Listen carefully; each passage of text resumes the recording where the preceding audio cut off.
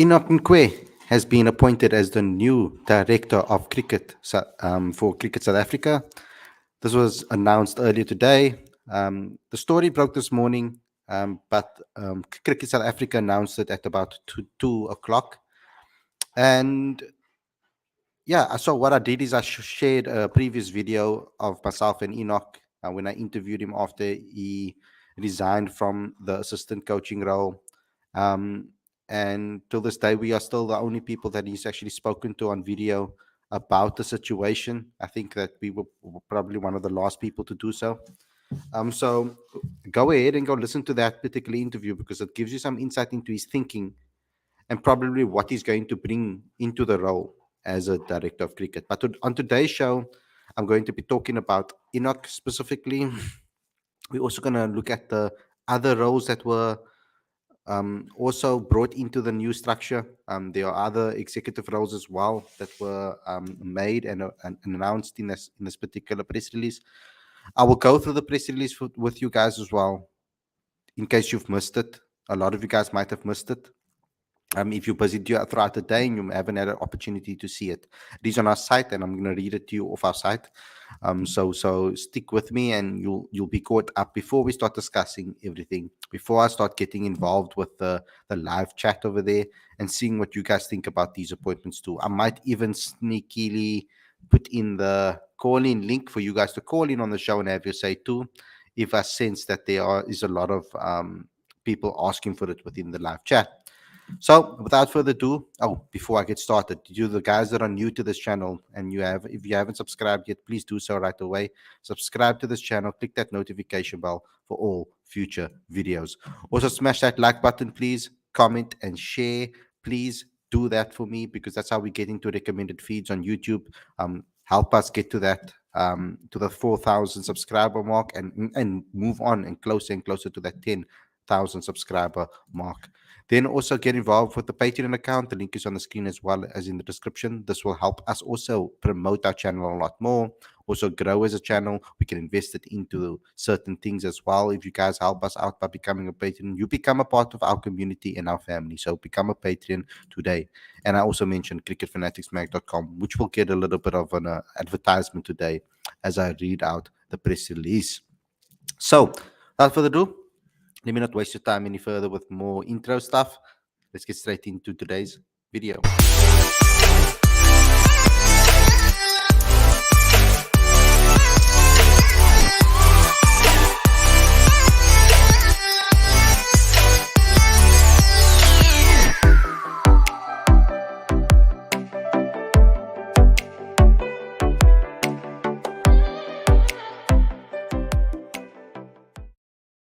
A very good evening and welcome to Cricket Fanatics Magazine. This is your daily show. I'm your host, Khalid.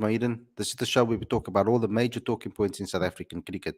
Now, as you know, I'm coming again to you a little bit earlier than normal. We normally go live at 7 with the daily show, but with this load shedding schedule, it's been killing us, guys, and I've been trying to work and keep up to date and keep everything charged so that I can have everything available to me to be able to give you guys a show. So it's been quite tricky for me to do all of these things and get everything scheduled. So I thought, let me shoot it before the load shedding starts. And that way you guys can have content for when the load shedding happens. You can start sharing it with people and other people, because I know you guys have data or you have your Wi-Fi plugged into something to be able to still watch videos and do all your things, etc. So that's the struggles of South Africans at the moment, having to deal with this load shedding situation. But yeah, a lot of things happened today. My day was very busy with reporting on different things. Obviously, listening, hearing about stuff, hearing rumors, and then trying to figure out what's real, what's not real, all of those type of things. It was a very busy day in the life of Cricket Fanatics Magazine and all of us. So let's get into it. I think right away, I think what's important for us right now is to maybe just start with the press release. I think that's the important thing that we can do right now. I will be getting to your comments a little later on, guys. So don't worry about that. I will also put maybe the link for you guys to see as well. From with regards to coming on the show and having your say. I think I'll have a little bit of a more interactive show today with you guys because there's a lot to go through. But let me just start with the press release. and this was released obviously earlier today from Cricket South Africa. After a vigorous independent recruitment process, Cricket South Africa is pleased to announce the appointment of 4 successful candidates who perform part of the organization's dynamic executive team. The appointees are listed below together with their sports bio in no particular order. So, Chief Commercial Officer is Mtunzi Jonas. Mtunzi was described as a sports fanatic. Hey, join the Fanatics family. Maybe you can come use some of your Chief Commercial Officer skills and get us some sponsors over here. Has over 18 years' experience and track records of building effective, productive relationships in the sports industry. He joined CSA from a successful tenure at ABSA Group, so that's good to know as well. He was a general manager for sponsorship as well. So I'm looking at this particular appointment. Here are some of his other credentials. You guys can read through it while I'm talking to you. But this looks at me as someone that they're bringing in a specialist when it comes to sponsorships and to getting major deals. But has also dealt with major companies as well. Probably has a lot of connections in the industry. It will really help South Africa Cricket South Africa from a financial standpoint, so that we can at least we have someone that is doing that particular role, that's focused on that specifically. Because it's easy to be able to give one person a job and tell him to do everything. It was a little bit of my criticism of when Graham Smith was announced as the director of cricket, that it was just him announced, that they didn't give him help, that they didn't help him by appointing someone else in charge of other things. The CEO was still up for grabs. It was interim here and there, and they didn't have people in place in major positions, and they almost left everything to Graham Smith to do on his own, which was a little bit unfair, I think, from that perspective. I think that they could have given him a little bit more help, and I'm happy that they're on the right road right now with the appointments right here. But let's not get to Enoch quite yet. I'm just going to first get to finishing with this particular chief commercial officer, because it's very important. We know that Cricket South Africa is struggling with financial things. Um, at least this person has a reputation in the industry, has worked with major companies. I'm looking at it from a positive fans point of view. Of course, I want to be optimistic about our cricket. I want to be optimistic about the future. So, of course, I'm going to speak about it from that perspective and be positive about this. I think it's nice that we have a CCO in place, someone that can be there and focus on that alone. So that, for example, your director and your other commercial officers, etc., can worry about their job, and you have him just worrying about bringing that money in. So we also have a chief financial officer, which is very interesting as well. So it's another role in a specific genre, or not genre, but in a specific industry, in a specific sector of within the organization, that will take that pressure now off Enoch as the director of cricket. He can focus on the structures within cricket. So Chart van der Walt, he was a chartered accountant, so it's very good to know that we have someone that understands money and understands financials, so that things don't happen again where money gets blown and we don't know where the money went, and now we don't have an excuse. Now we've got a person in that role that can look after the money and make sure that the investments are made correctly, that the right monies get put into the right places. All of those things are taken care of. So I'm very happy that there are some people that are coming in that are going to be helping the likes of Enoch and obviously the CEO as well.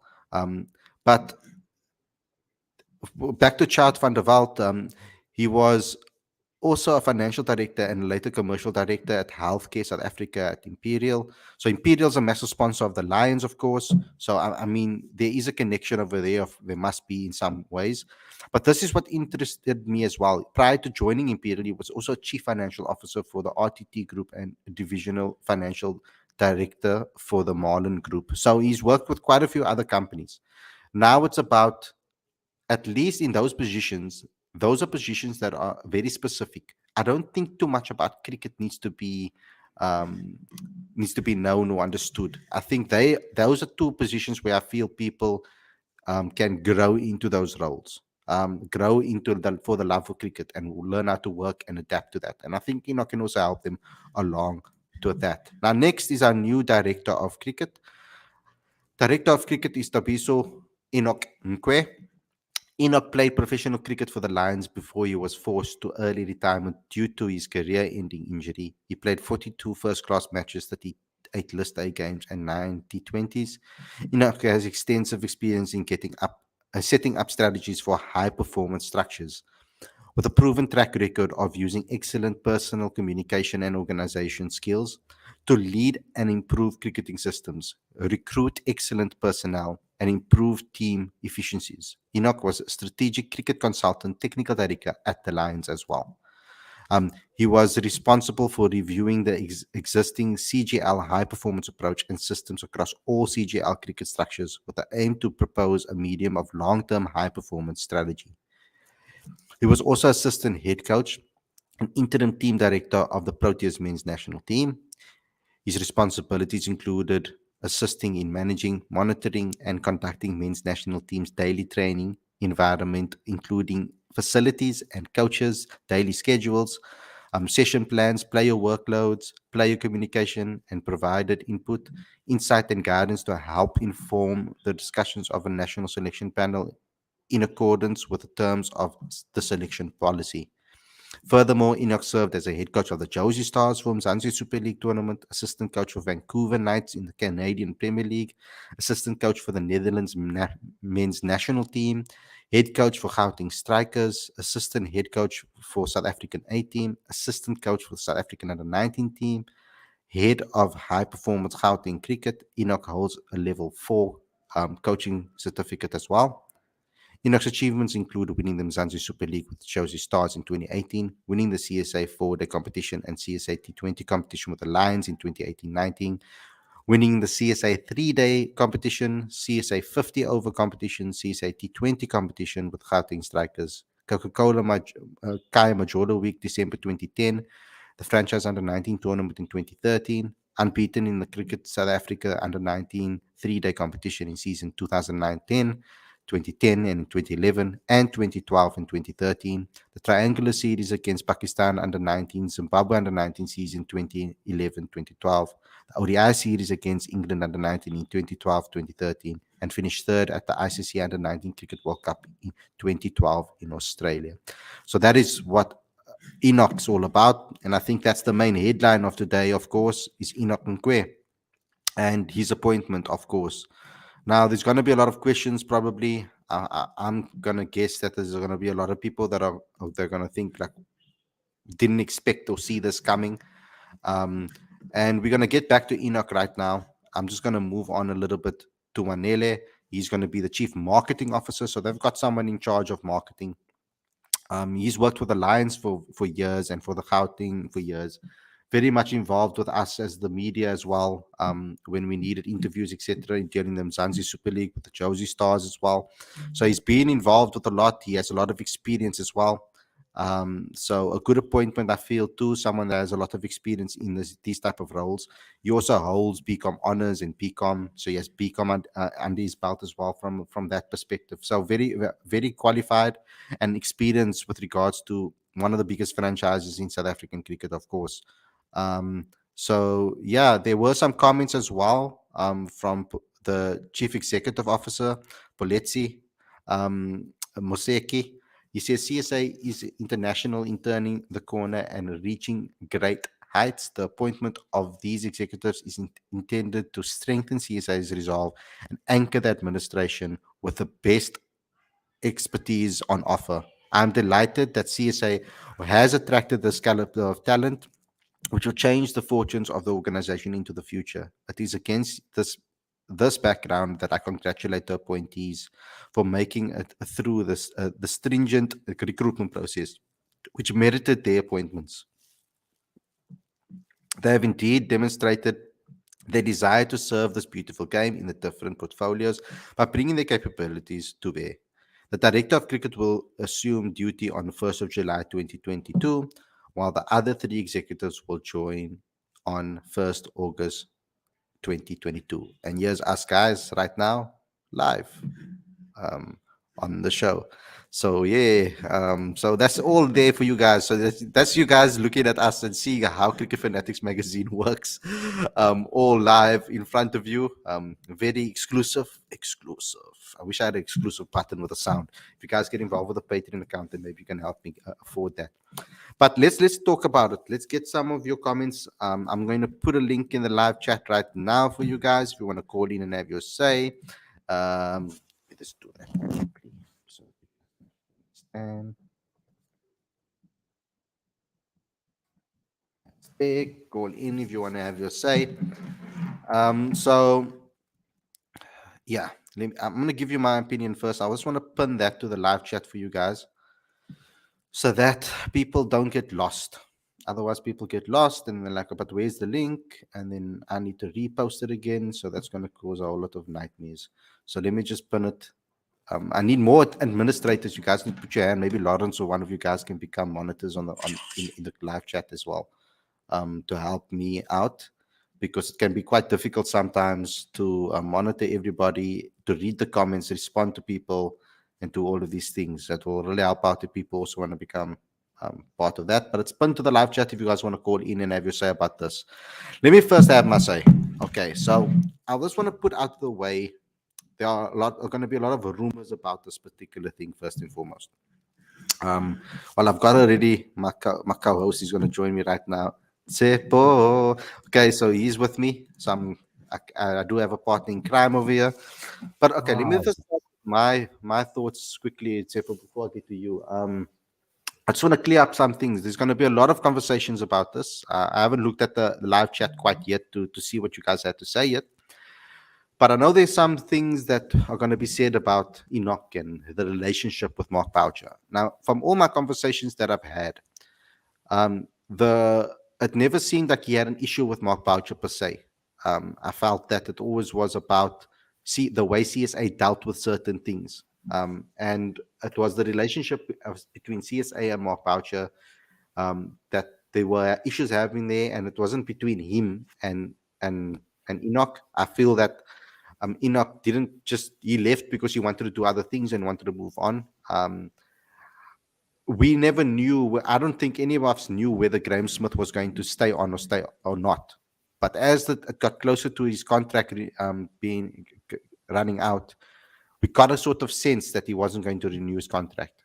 Now, for me, ideally, my perfect scenario would have been Graham Smith until the 2023 World Cup, and then after that, refresh with a new cabinet like this, a fresh new plan, new direction. Because I feel that at the moment, Graham Smith and Mark Boucher are maybe on the same pathway with regards to this plan of building. And the plan was always to build to the 2023 World Cup. This tenure was supposed to happen. I think we should have given them that chance to do so, right? And then from there on, after the 2023 World Cup, which is only a year away, it's not like it's so long away. Enoch would have then had a lot more experience in the role, running this role at the Lions as well. Which is you'll have a head start on so many other coaches or so many other people that would have applied for this role, because the director, with all the international cricket experience that you have, with all the whatever the case may be, um, it's a different role altogether.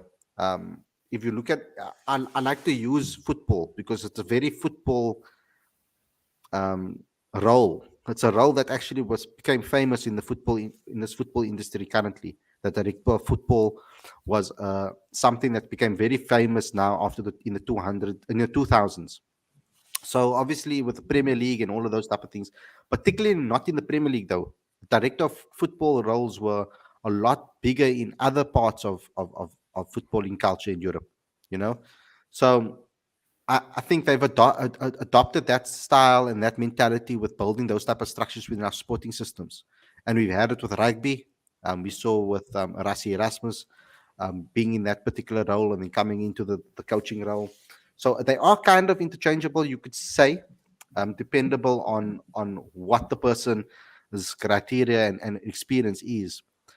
But I think Enoch's knowledge from helping out Holland as well, I think he would have had a lot of influence on the way they do things and he would have left a lot of imprints behind in the Netherlands system on how to build things and how to do things. Pretty sure he would have helped out with his time when he was playing club cricket around as well. He would have been playing some cricket overseas. I think he did at some point. I need to just double check in all the the videos that I've done, because we did a whole unlocked series with Enoch. He gave us an in-depth non stories about him himself, and his background, and what he experienced and what his experience is. That's actually a basic bio for Enoch Nkwe. You can actually use that as a bio to tell people, this is me, Enoch Unlocked with Cricket Fanatics magazine. So maybe that is a good opportunity to advertise him. Go to that episode. It's in the Unlocked playlist. You'll get to know exactly everything that you need to know about Enoch is in that video. But when I'm looking at this, when I speak to Enoch, when I've spoken to him about principles, when I did my interviews, when I spoke to him offline, it came across to me a lot about that he's a systems man. Uh, and I relate to systems people because my dad's a systems guy. Me and him work hand in hand with regards to building the systems of Cricket Fanatics magazine. He's been a systems manager at so many other companies before. He's helped me out with regards to setting all of those things up. So I like listening to those conversations, those systems conversations. I like to think when I support Man United, the same thing. I like to go into the back room, see who's the director of football, see who's the technical director, look at who the scouts are, understanding how they think from a structural point of view. How does that club run? Does it run like a proper structure? Now, in our cricket system, South Africa needs structure. That's the one thing that it lacks, because I think for so many years they relied on amazing people that could do multiple jobs. Harun Logat was a highly talented man. He could do multiple jobs in one. And when he was in charge, um, he actually covered a lot of bases. Whereas in this time around, I feel that, and then there were a lot of interims doing things for Cricket South Africa. We've had I think we were the kings of interim.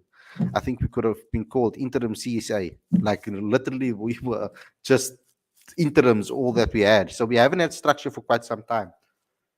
For the first time in a long time, I feel that we've now zoned in and put a proper structure in place, and and have put people in place that can solve the issues that are currently within Cricket South Africa. Now, let me tell you what I think are the problems. First and foremost, I feel that transformation is an issue. We are not producing enough players of color within our cricketing systems, going through the school pipeline into domestic cricket. Once the pipeline to domestic cricket is increased, then we'll produce more quality cricketers for the national team. That's the first thing that I feel we're not doing well. Enoch Nkwe understands that, and I feel that he'll put a system in place for that. And I'm sure he has a plan to put that in place. We never got to see that from Graham Smith. Graham Smith was given the role, and his pure focus was on the national team, and that wasn't his fault. That was the instructions given to him, and that was what and at that particular point, we needed that more than anything else. Our cricket was in shatters.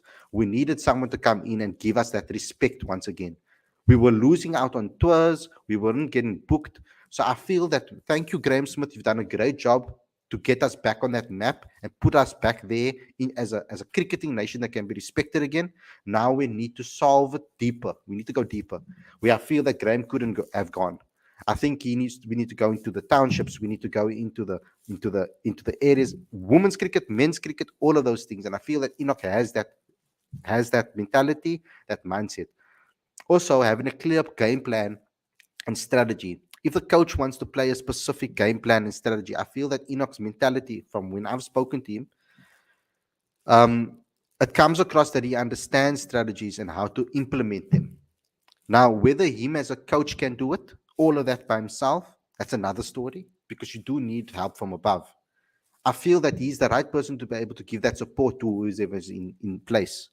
So if Boucher needs something to take place, for example, if Boucher tomorrow wants to call Faf, does Enoch have the mindset, the mentality to be able to talk to Faf, work out a deal, communicate with his chief executive officers and financial people to say, look, you can't be put a contract in place that helps this.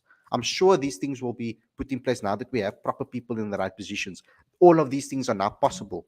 Before it wasn't, because you're expecting one person, Graham Smith, to run around like a headless chicken, Where is he supposed to get the finances from? How is he supposed to know what to do? I don't think he got the right support behind him as a director of cricket. How could you have a director of cricket, but you don't have a CEO, you don't have a chief financial officer, you don't have a marketing manager or a marketing team? Like, that doesn't make sense to me. So I felt that Graham Smith did the right thing. I think he did a technical director's job actually more than a director of football job. He went and he was the face and he was the man and the relationship between Cricket South Africa and the rest of the world. And that was a very important thing that we needed from Graham. I hope that they can still keep him somewhere in there somewhere as something. I mean, there is a technical director job. I think that Graham would be excellent at, because that will give us. I think that would be a job that's actually perfect for him. I think more perfect for him than actual director of cricket job. We need to understand the different roles. What a director of cricket is, what a technical director is, the chief executive officer, what a CEO does. That you need to have an understanding of that before you can critique it. Now, we did a show on what a director of football, what a director of cricket, does. There's a video on this channel where we spoke about that. I've rambled enough for 25 minutes. Tsepo, your thoughts on this appointment? What you were feeling when you heard this news break? How's it? How's it? Firstly, hello to everybody in the comments. It's been lovely to chat with you guys, and it's great to have you on the show. Yeah, and very happy with this appointment. Very happy that Enoch Nkwe is back into the system, because he has been a valuable member of the system for quite some time. Has done very great things with the Lions within the coaching staff.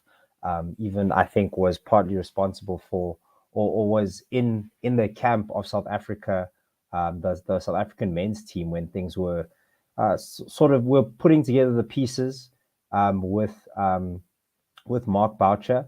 But yeah, like what I think, like Enoch Nkwe, just the chats in the comments here about him not focusing on politics. I'm sure that's like his job, and where there are people, there will be politics, I think the sentiment there is that you sort of want him to just focus on like cricket and cricket development, but that's the role of the head coach, um, or not cricket, yeah, cricket development within the South African setup. That's the role of the head coach. The director of cricket, as you said, Khalid, is more about getting the right systems in place. And Enoch sounds like he's a very systems oriented type of person. He gets everybody involved, and he's just going to sort of get the best out of the whole process. And that's all I really wanted to say. That like I'm excited about the appointments, excited that he's part of the setup again, and I have a feeling that he's the type of individual that would like to get his hands dirty and get really into the nitty gritty of the behind the scenes, and not just the behind the scenes of the men's team or the women's national team, but the South African A side, the domestic setup, not just domestic club setup as well. There was a Cricket Fanatics a magazine issue that was talking about clubs, and I also know that I think it must have been just before the World Cup. There was a press conference with Graham Smith and the CEO of CSA, where they discussed how they sort of want to get the systems between, from youth through to clubs, through to the national setup. They wanted to make that a lot more like a line, so that everything could sort of work, where if you're not good enough in one sphere, you can just go down one tier, but then the quality of that tier is not so low, that the gap's not so big that you going down is actually a detriment to your cricket. So I think props to Graham Smith for getting that going. You just feel like the cricket's been looking a little bit better of late.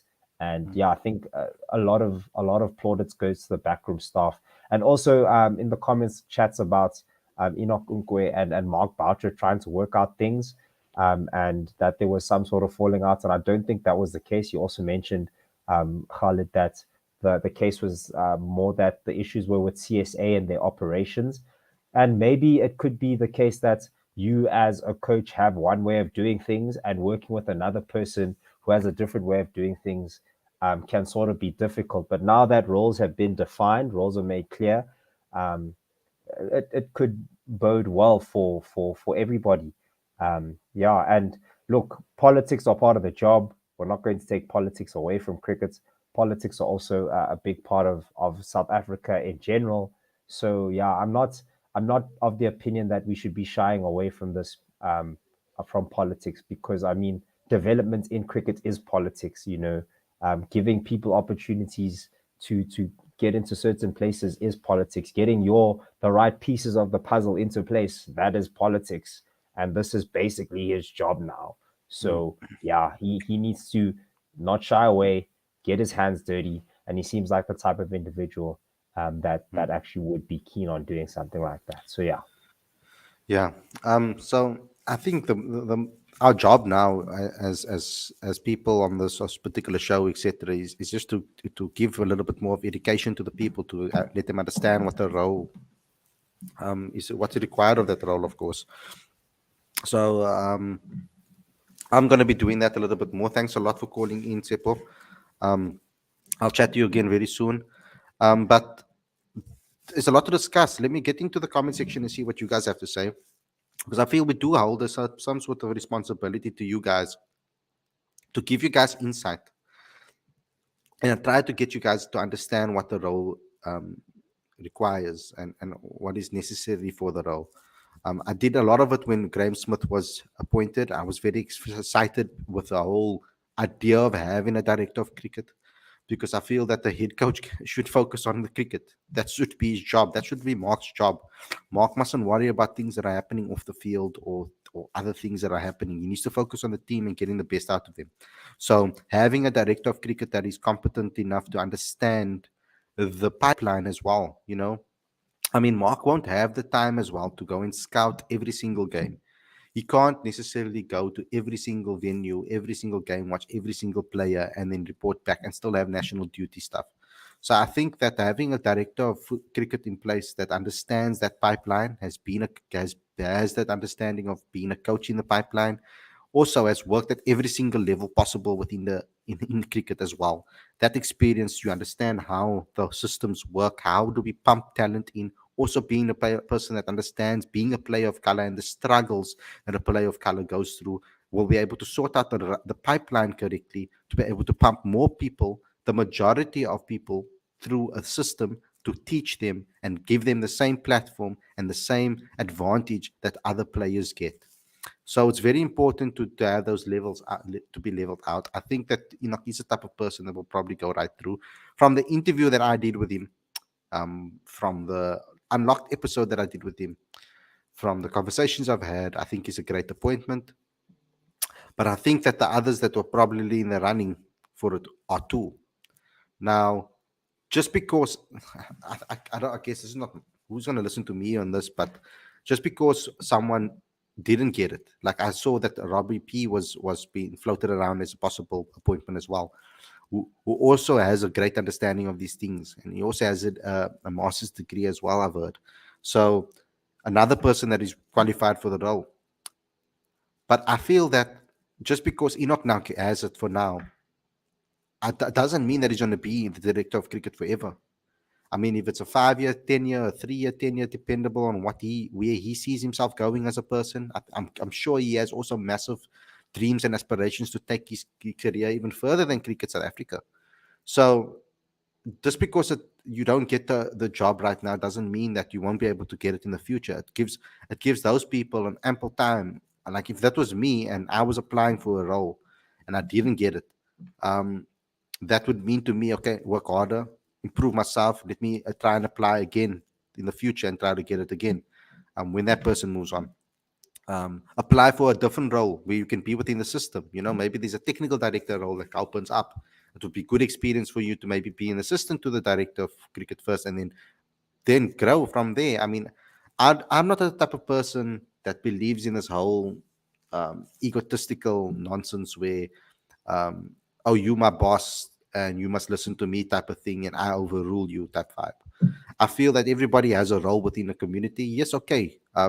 Structurally, things are labeled that way, but everybody has a role within their time. You can also lead from a lower position, but that's the way I was when I was working, and this is maybe the way I have always been. Um, just because I didn't have the title, I always try to always lead, and I think that is a type of person that I think um, others can be too, to try and help. Because if you really care about this game, you give yourself to the game as much as you can. It shouldn't be about your ego. It's not about you at the end of the day. So for me personally, I think that right now, you can be upset, you can be happy about this appointment. Me personally, I'm okay with this appointment. I'm not upset about this appointment necessarily. I do think that, and I do think that Enoch will have a conversation with Mark Boucher, and I don't think that there will be anything bad between the two of them. Boucher and Enoch are very professional in with the way they carry themselves. They are very much behind the scenes. You could see that while all these Boucher rumors were flying around about Enoch, Enoch kept quiet. Um, he didn't go to the press. He didn't speak to the press or anything and let things come speak about things. He just went to CSA, did what he was meant to do, and went back to having his space and trying to move on to the next chapter in his life. Same with Mark Boucher. He dealt with it in the right way. He kept his mouth shut. He didn't do anything. He went and he got the hearing done. He got proven innocent and he moved on and he focused on the Proteas. So I do think, like I always said, I said I thought they would be a perfect partnership, because it's almost like having two championship managers like Pep and Klopp coming together and being in control of the team. A lot of people told me I'm crazy saying that assistant coach and coach of Mark Boucher and Enoch, I think it's two big egos in the same room. People told me that, and I'm crazy to think that they'll be able to make it work. But Enoch proved to accept that at first until it got too much for him to handle. Maybe he wanted to move on in his career. Maybe he felt he was stagnant, like he said in our interviews as well. But I think that there's going to be a lot of pressure now on him. He's going to have to handle a lot. But I think that these dealings and what he's dealt with recently and all the things that he understands how Cricket South Africa thinks and works. And I'm sure he's going to have a hand on trying to fix that too. But I think he needs to also focus on the job at hand. And the main job that he's going to have is for us to be able to have a clear, to increase our pool of talent in the country. We need to improve the amount of people playing the sport. We need to improve the amount of talented people coming through. We need to produce the amount of people playing. And the only way you can produce the number of quality that is being played and producing more players in the country, the only way to be able to do that is to help to get more people to play. The majority of this country, we know who we are and we know how the dynamics work. We need to get more people of color to play the sport. The more people of color play the sport, the more people we will be able to develop that are playing cricket at a high level. The more opportunities we have to be able to pick people on merit consistently. And that is something that Enoch's going to have to work towards. Now, like I said before, the ideal scenario would have been for me him to come in after the 2023 World Cup, because now he's going to be in charge as the director of football with two World Cups, one around the corner and another one in 2023. And whatever happens in those two World Cups, he's going to probably have to take the blame for. Unfortunately, it's under his tenure, because when people look at the stats, they're going to go back and say, you see there, that's what happened. So unfortunately, in the timeline, that you can't always get perfection. So he has what he has in front of him, and he needs to deal with what he has to deal with. Right now, I wonder actually how much influence he had actually on calling Riley Rousseau back, etc. Because he would have known this news obviously for quite some time that he would be appointed. So was he starting to work already? Because we didn't have Graham Smith in the job for a while. So who was responsible for bringing that person back, or bringing Riley back into the mix? So it's going to be interesting to see how we move forward. Enoch understands it, guys. He understands South African cricket. I really do believe that. And I do think that as a director of cricket, he'll be able to help Mark Boucher reach success if Mark Boucher decides he's going to stay on as a coach for longer. So I'm looking forward to seeing what South Africa can do now that we have proper people in proper areas, in proper technical areas that are very important to promote Cricket South Africa better and to grow this company. And it's also coming up with a new T20 tournament. I think this is perfect for Enoch. He understands those dynamics too.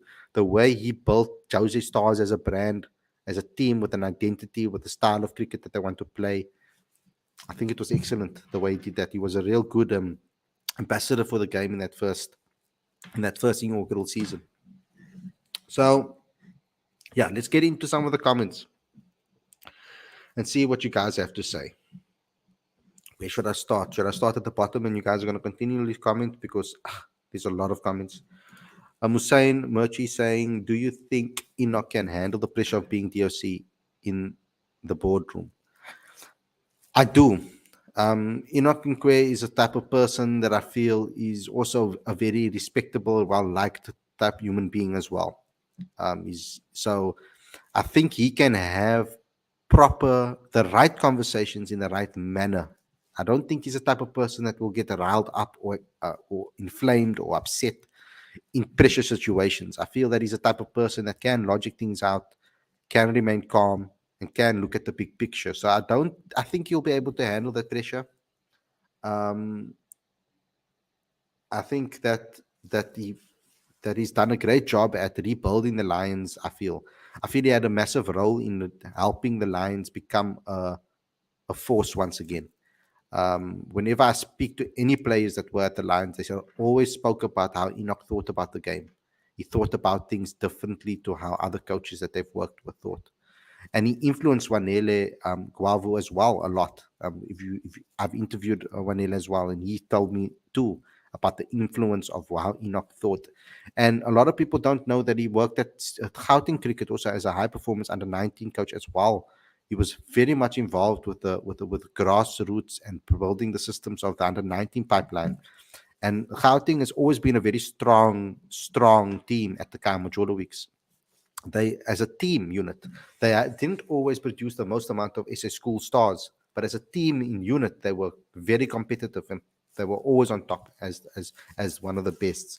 So yeah, he's been involved with a lot, and I think he understands those structures. Now let's just wait and see, because I don't know whether it's going to come to fruition. There's going to be a lot on his plate. It's going to be a very difficult job, and there's less excuses for him than for Graham Smith, because Graham Smith was all on his own. Enoch has brought the team with him. He's got some financial people that can take the financial pressure off him, which is going to be something that I feel would have distracted Enoch too much. So I'm really glad that the director of cricket has someone in place that will make sure that the financials are in place. And he got a very good CEO. I think that the moves that this new CEO has been making has been really good.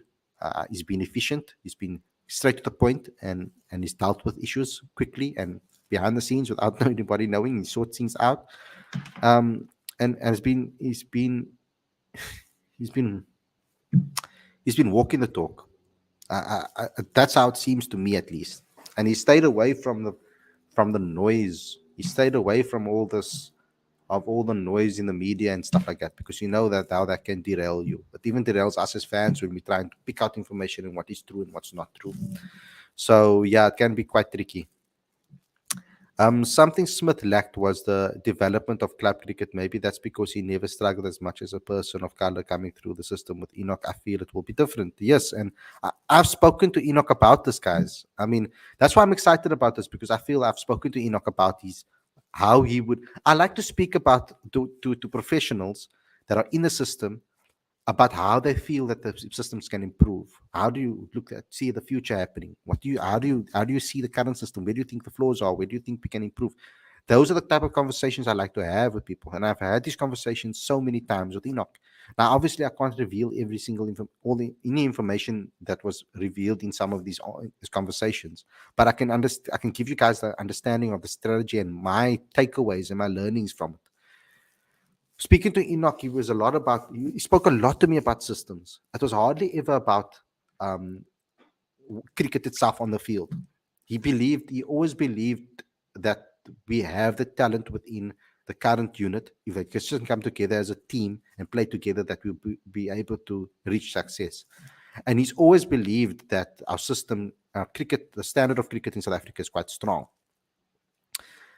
But there was an understanding from me, at least, that we have a lot of flaws in our system, particularly from the club cricket system right up into our franchise system, and also into the provincial system and lower. We weren't producing enough talent of a high caliber that were able to adapt to domestic cricket and see a proper future and plan for them financially. Now, this new tournament that's coming out, um, I think that that's going to help us be able to build a system that will be able to give people incentive to play this game again. Because I think beyond Western Province, beyond playing for your province, there is no future or hope for you as a professional cricketer. Because as a club cricketer, you can play for years and never be seen. You can be the greatest club cricketer that's around and still not get an opportunity to play for South Africa ever, and still don't have an opportunity to play cricket as a profession alone. So I think that we need to create more incentives for that, and we need to start putting structures in place right down to the club system that can make club cricket also financially viable as well. I want club cricket to be able to make money too, so that at least there's incentives. At least players can be maybe bought, or transfers can start happening, and we can make it exciting, because I think the cricket lacks that excitement. If we can't find that excitement in certain areas, then let's do it with regards to creating that excitement with like a transfer league or something like that. So I think making club cricket financially um, entertaining as well will be great for the system, because I think it will. School kids won't, if they don't get an opportunity to play for province, they're not lost to the system. There's so many talented players that don't even get to see a game for their province, and we need to make it so that more of our cricketers get picked up and seen. Um, Hopefully, we can save a lot of careers. He's a cricket man first and foremost, and that's important. That's true. Rassi also at 18 months, he will do well. I think also from looking at what's available, maybe identify how they can help players in the existing pool of players to develop. For example, push to guy like Brevis to a county cricket contract. Yeah, I think he will. I mean, he will probably focus on a lot of that and understanding and giving the people the right understandings and thought processes. I mean, I've had conversations with him too about overseas players, etc., and what he thinks about them. And he's always been open to the idea of speaking to of speak having conversations with players, and and getting into the minds of them and trying to understand the thought processes and where they're at in the career and what's best for the player is also very important. So I think his people skills are really good. He's a very good communicator, and if you talk to players and from all sorts of teams, they will probably say a lot of good things about Enoch and about the way he is as a person. It's very, very important to have those communication skills as well, because yeah, you don't want to be the evil director of cricket that nobody likes. People also have to be able to hold a conversation with you. You know what I like about Enoch though? He doesn't speak to you. When I speak to him, I don't feel like I'm stupid, like I'm being talked down on. Like, I can come to him with a crazy idea that I have and speak to him about like what I think we can implement in cricket that I've seen in football. And he would not shut down my idea. He'll accept it as my idea and go and do his research and come back and say, you know what, I checked this out. I think you may be right there, but I don't agree with you here. Like, he's incredibly um I don't know what the word is for it, but I never ever feel like I can't come to him and tell him my idea, and that I feel, and that's very important, because I feel that intimidation is a bad trait to have. In a role like a director of cricket, or a role like that where when you have so much control, because you need to listen to other people's ideas and understand what people's truths are, and you need to be open-minded with regards to that. And I think that's a quality that Enoch has that I've picked up, and that's just my personal relationship with him. I don't get this like fear to want to go and speak to him about something or tell him how I feel about something. I don't get that fear about it, or that I'm inferior to him. And that's a very important thing. Even though he's higher up and more respected and higher than me, I don't feel intimidated. And that's very important, because I feel anybody below him that he's going to be in control of is going to probably feel the same way. Hopefully, our new market director will get us a title sponsor again, like we always had. Kinda embarrassing that we haven't had a title sponsor in a while. These Enoch should bring some form of Protest Legends to the setup. Castle Lager should be back his decks. Yeah, Dex brother. Oopsie, oopsie, oopsie. Yeah, Dex brother. Legends like Makantini, AB de Villiers, Kloosner, Herschel Gibbs, Jonty Drake, Jonty, Delstein, Tahir, Philander. Pollock. Um, Lawrence Bailey, I see that the marketing manager believes the work at SAP and Red Bull would be great if we can have those companies on board. Good links. Enoch has to work around these freelance cricketers, Faf, and other players that are playing T20 leagues. Those freelance cricketers, he needs to sort that out. Yes, he definitely needs to sort that out. It's a good idea to have like a freelance type of contract, a T20. If they can create like a T20 league contract for certain players that are playing that only want to play in the T20 leagues and then maybe don't want to play in the other formats, that might be a good thing. I think that will be a great thing for South African cricket actually to be able to open that up. I think it will keep the purists in the game.